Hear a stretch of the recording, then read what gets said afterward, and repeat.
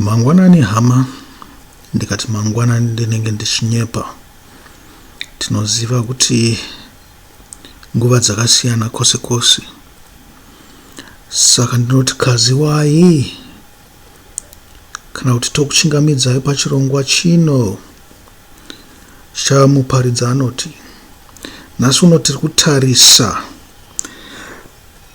nyaya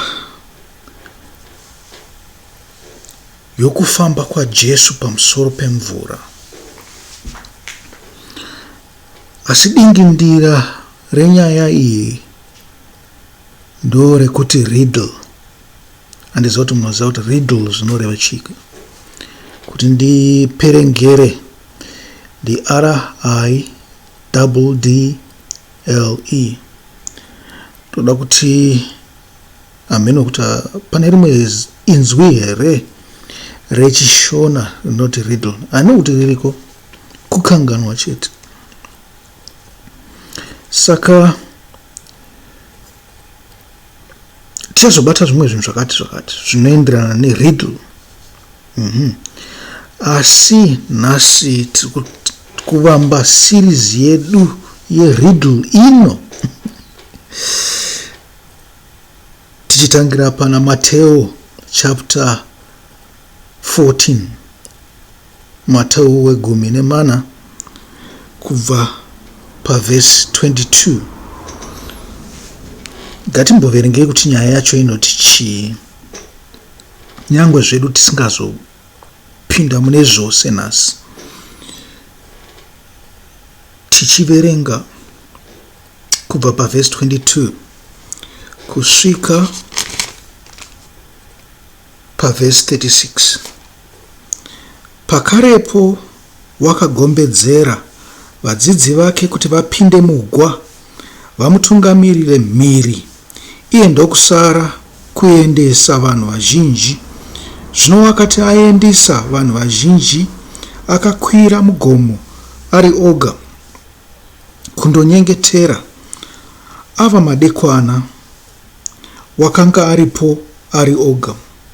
Asi igwa zvino rakanga rava pakati pegungwa, richitambudzika namafungu nokuti mhepo yakanga ichivadzivisa.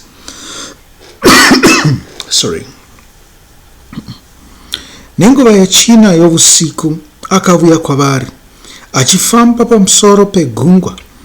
Zvino vadzidzi vakati vachimuona achifamba pamusoro pegungwa, vakamanikidzwa vachiti madzimu dzangara. Vakadanidzira nokutya. Pakarepo Jesu akataura navo akati, tsungai mwoyo, ndini, musatya. Zvino Petro akamupindura akati, Ishe, kana murimi, ndirayire kuti ndivuye kwamuri pamusoro pemvura. Iye akati, vuya.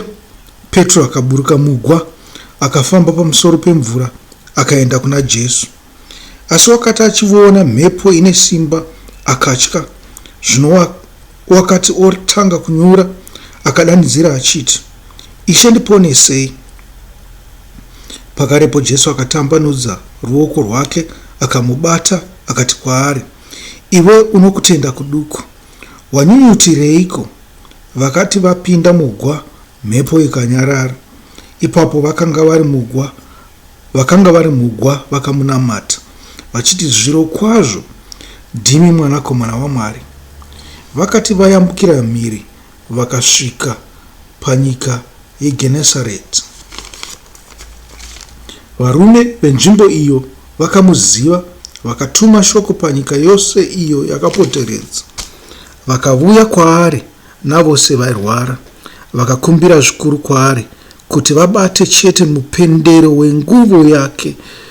Vose vakabata vakaporeswa.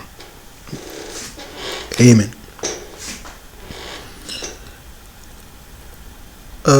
Bhaibheri rese rizere neatinoti mariddles iwawo. Zvinhu zvinenge zvakataurwa nepamwe zvinotoda kusolvwa kuita sezvo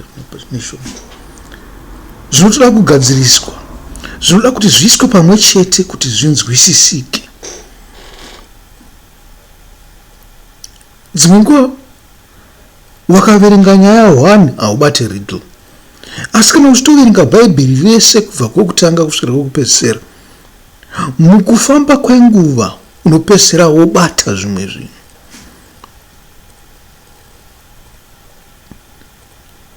Hongu mune mariddles, asi pamusoro pemariddles iwawo pane mamwe mariddles. Saka zvinhu zvinoenda zvichivaka kunge gomo, kunge pyramid, kusvikira wasvika pariddle yekupedzisira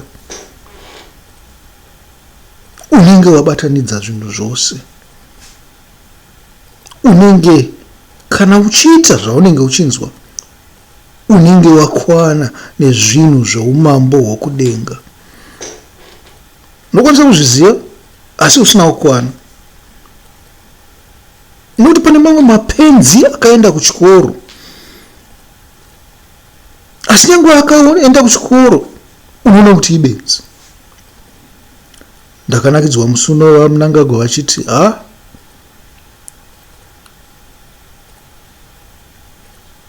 Minister of Finance akadzidza zvakanyanya asi haagone kubika.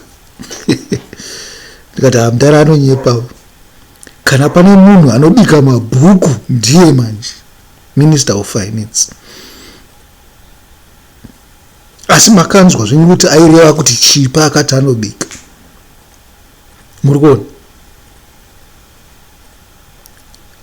Kunzwa kwamakaita ipapo is the first stage. Zvikanzi haagone kubika. Second stage yeriddle iyo ndeyekuti muongorore muti mutara tanzwa zvaataura, but ndizvo here?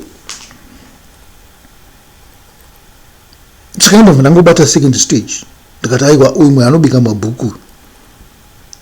Kana pane munhu anobika mabhuku ndiwo wamutuli ngube.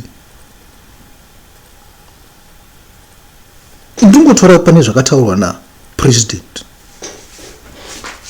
Maona manje hazviri kuti zvagumira ipapo, imi munokwanisa kuzoendawo pathird stage kubva pane izvozvo zvatavaka izvo. Saka tiri kuvaka ichi, president vaisa hwaro, ini ndaiso pamusoro pehwaro, imouya muchitutsira muchienda pamusoro. Tovaka piramidi yedu, zvikanzi mapiramidi akavakwa nevanhu vatema. Saka mugariro wedu taverenga nyaya iyi nhasi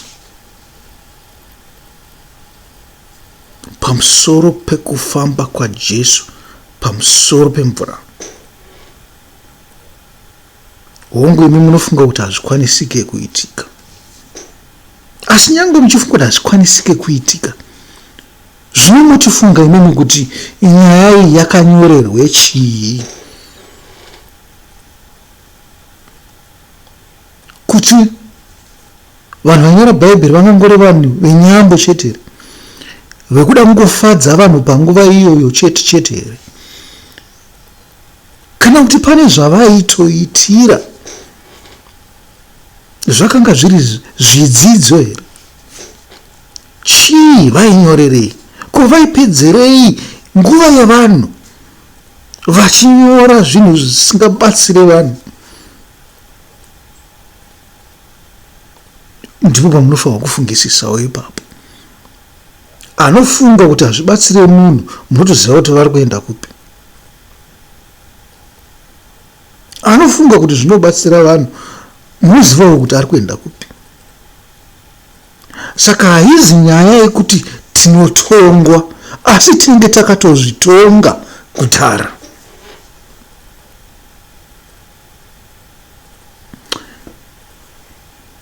Pachirongwa chinotevera ndichange ndichibata vhesi rekutanga, vhesi 22.